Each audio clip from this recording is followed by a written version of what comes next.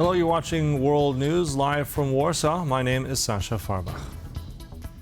The 19th package of sanctions has been approved by the European Union. President of Ukraine, Volodymyr Zelenskyy, and European Council President, António Costa, announced this development in Brussels. Key elements of the package will include a ban on liquefied natural gas from Russia, lowering the crude oil price cap, and the inclusion of 120 additional vessels on the so-called shadow fleet blacklist. This decision of 19th package of sanctions is crucial for us. Thank you so much.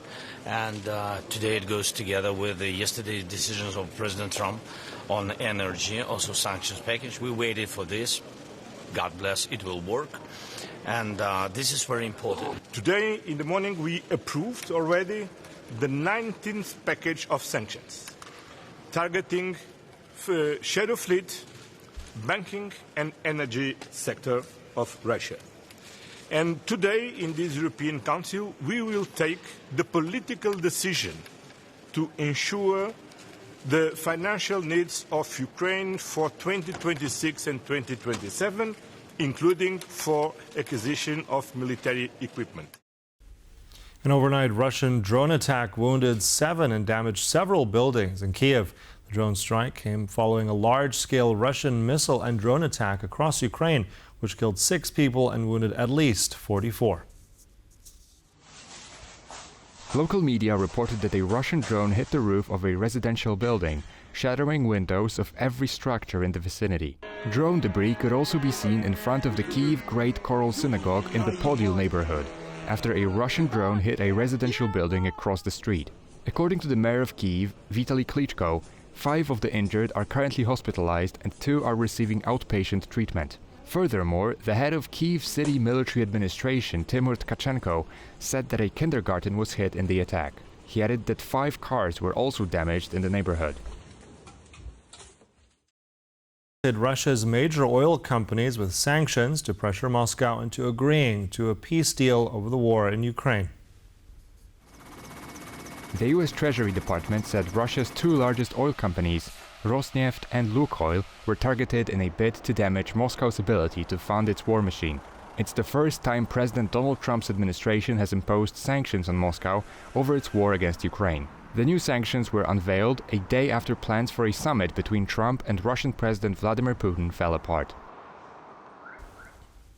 U.S. President Donald Trump on Wednesday said he canceled a summit with Vladimir Putin due to a lack of progress in negotiations. At the same time, Trump announced new sanctions targeting Russian oil exports and had a simple message for his Russian counterpart. Quote, "It's time to make a deal." We canceled the meeting with President Putin. It didn't feel right to me. It didn't feel like we were going to get to the place we have to get, so I canceled it. But we'll do it in the future. They're massive sanctions. It's sanctions on oil. The 2 biggest oil companies, among the biggest in the world, but they're Russian. They do a lot of oil.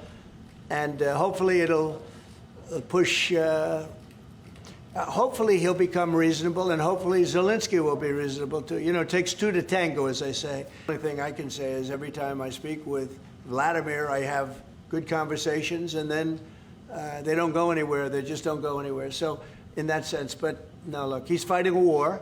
He's in a war. That's 2 very competent sides, and that's the way war is. You never know with war, but I would say that it's time to make a deal. A lot of people are dying. On Wednesday, Russia launched strategic nuclear warfare drills just 1 day after a proposed summit between Vladimir Putin and Donald Trump was put on hold. Vladimir Putin oversaw the drills, which, according to the Kremlin, involved practice launches of ground and submarine-based ballistic missiles. As stated by Russian authorities, the nuclear exercises were planned in advance, and similar drills have been conducted around the same time of the year in the past. As part of the exercises, the Russian forces test-fired a Yars intercontinental ballistic missile from the Plesetsk spaceport in the Arkhangelsk region. The missile landed on the Kura test range in the far eastern Kamchatka Peninsula. At the same time, the Russian military also tested another ballistic missile, the Sineva. The missile was launched from a nuclear submarine in the Barents Sea. The drills also involved Tu-95 strategic bombers firing long-range cruise missiles. According to the Kremlin, all training objectives were successfully accomplished during the exercises.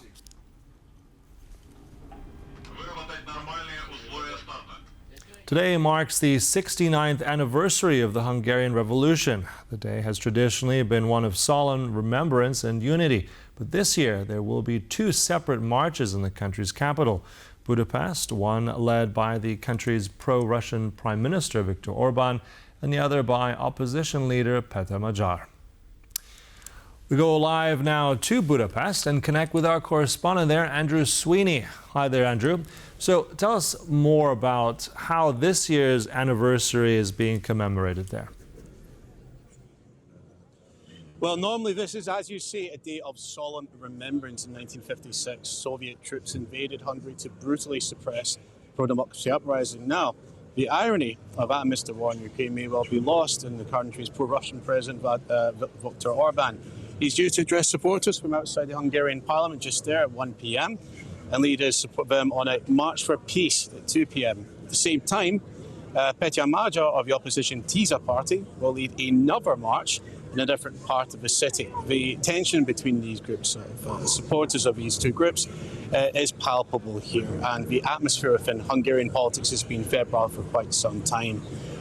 Just recently, an AI-generated cartoon of Péter Magyar appeared in local government press here, depicting him on his knees, wearing a dog-leashing collar, surrounded by men with Ukrainian flags. The division here between about Hungary's place in Europe and its place between the East and the West has never been wider. And certainly why today has always been a moment for Hungarians to come together and remember the dead of 1956.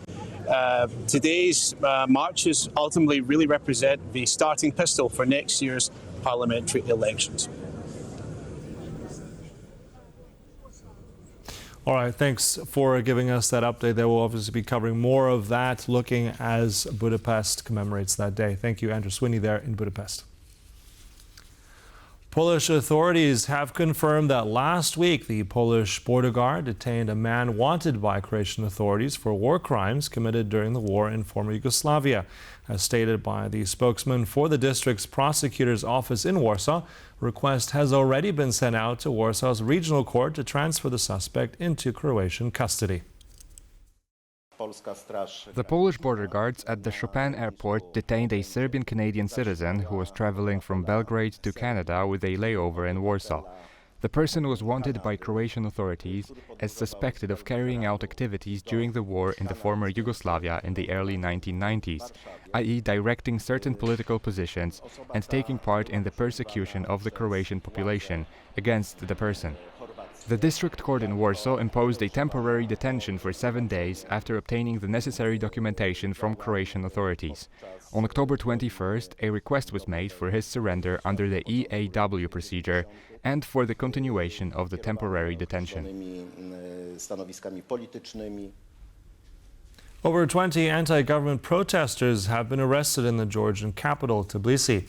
The pro-democracy protests have lasted for almost a year now in Georgia. Authorities say the protesters attempted to block Rustaveli Avenue in the heart of the Georgian capital. Among the detainees is journalist Lika Basilaya Shavgulidze. The anti-government protests have been raging for the past 326 days. The demonstrators believe that the ruling party in Georgia has stolen elections to stay in power and has turned the republic in the Caucasus into an authoritarian state. Moreover, they say that the authorities have shattered Georgian aspirations to join the European Union by deteriorating the country's rule of law record.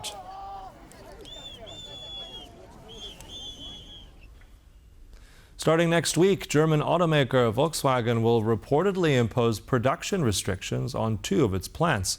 The decision, announced during a staff meeting at the plant in Wolfsburg, is due to a shortage of components, specifically microchips. These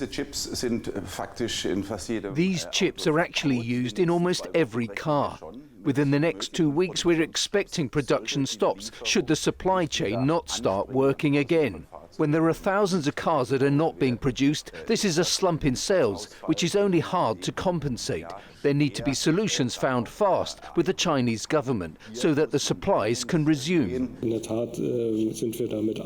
Indeed, we are in close contact with everybody involved, with the industry, our European partners, the Commission, and also the Chinese government.